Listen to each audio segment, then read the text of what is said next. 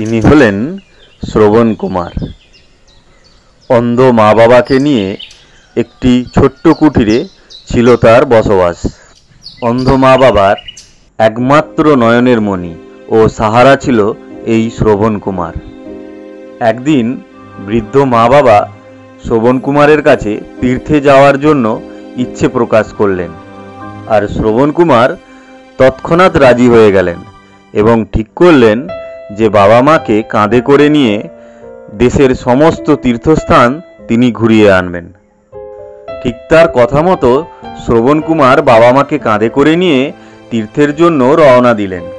পাহাড়, জঙ্গল, নদী, নালা সমস্ত কিছু অতিক্রম করে একের পর এক তীর্থস্থান শ্রবণ কুমার পিতামাতাকে দর্শন করাতে থাকলেন।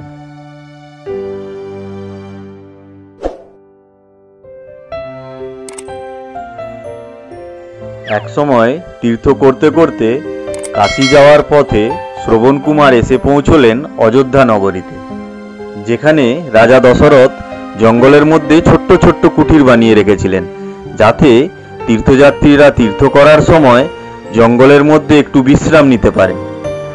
অনেকটা পথ অতিক্রম করার ফলে তারা সকলেই খুব ক্লান্ত ও তৃষ্ণার্ত হয়ে ওঠে।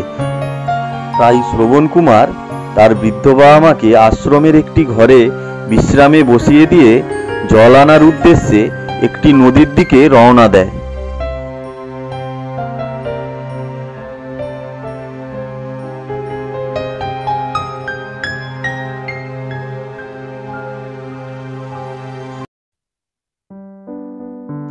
এটি হলো অযোধ্যা নগরী। এই অযোধ্যা নগরীর রাজা হলেন রাজা দশরথ, যিনি ছিলেন খুবই সুশাসক ও খুব দয়ালু। তার রাজ্যে সমস্ত প্রজা খুব সুখে, শান্তিতে ও আনন্দে বসবাস করত। একদিন রাজা দশরথ ঠিক করলেন যে তিনি শিকারের উদ্দেশ্যে জঙ্গলে রওনা দেবেন। ঠিক সেই মতোই রাজা দশরথ সৈন্যদের নিয়ে শিকারের উদ্দেশ্যে একদিন জঙ্গলে রওনা দিলেন।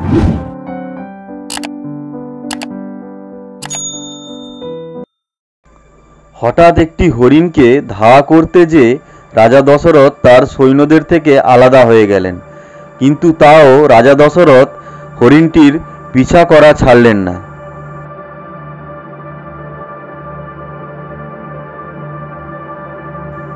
হরিণটি জঙ্গলের মধ্যে একটি নদীর কাছে এসে কোথায় যেন হারিয়ে গেল। রাজা দশরথ চারিদিকে হরিণটিকে খুঁজতে লাগলেন, কিন্তু কোথাও হরিণটিকে দেখতে পেলেন না। হঠাৎই নদীর জলে ছলাক ছলাক আওয়াজ শুনতে পেলেন। দশরথ ভাবলেন যে হরিণটি বোধহয় নদীতে জল খেতে গেছে। তাই তিনি ঠিক করলেন যে শব্দভেদী বাণ দিয়ে হরিণটির শিকার করবেন, আর তিনি শব্দভেদী বাণ নিক্ষেপ করলেন। আর সেই বাণ এসে লাগলো নদীতে জল ভরতে আসা শ্রবণ কুমারের বুকে। তৎক্ষণাৎ শ্রবণ কুমার যন্ত্রণায় আর্তনাদ করতে লাগলেন। তার আর্তনাদ শুনে রাজা দশরথ দৌড়ে তার কাছে এলেন ও শ্রবণ কুমারকে বললেন, হে ভগবান, আমার থেকে কি বড় ভুল হয়ে গেল। আমি স্বপ্নেও ভাবিনি যে কোনোদিন আমার হাতে মানুষের হত্যা হয়ে যাবে। হে বালক, আমায় ক্ষমা করে দাও। আমি তো হরিণ ভেবে তীর চালিয়েছিলাম। এই তীর যে তোমার বুকে বিঁধে যাবে এটা আমি কোনোদিন ভাবিনি। হে মহারাজ, মৃত্যুর আগে আমি কি আপনার পরিচয়টা জানতে পারি? আমি অযোধ্যা রাজ্যের রাজা, রাজা দশরথ। প্রণাম রাজা দশরথ। এই রাজ্যে আস্তে আস্তে কতই না আপনার সুনাম আমি শুনেছি।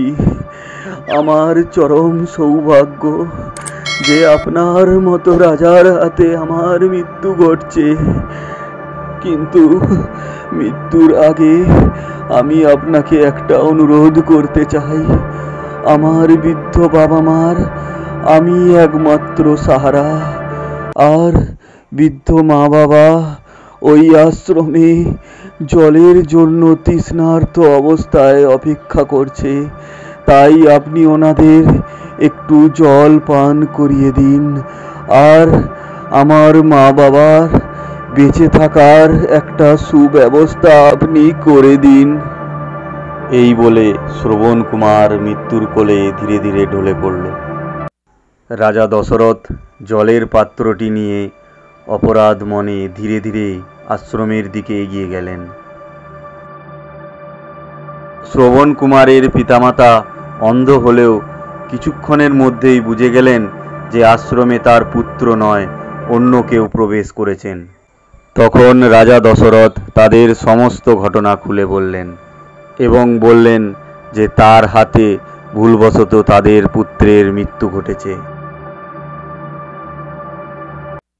পুত্রের মৃত্যু সংবাদ পেয়ে শ্রবণ কুমারের পিতামাতা দুঃখে ও কষ্টে কান্নায় ভেঙে পড়লেন এবং রাজা দশরথকে অভিশাপ দিলেন, আজকে যে পুত্র শোক তুমি আমাদের দিলে, একদিন এই পুত্র শোকেই কষ্ট পেতে পেতে তোমার মৃত্যু ঘটবে।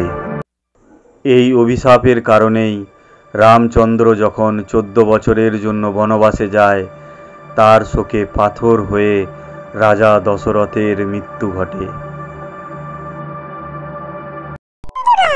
গল্পটা তোমাদের কেমন লাগলো? এরকমই সুন্দর সুন্দর গল্প দেখার জন্য আর আমাদের সবথেকে ভালো বন্ধু হওয়ার জন্য তাড়াতাড়ি চ্যানেলটি সাবস্ক্রাইব করো।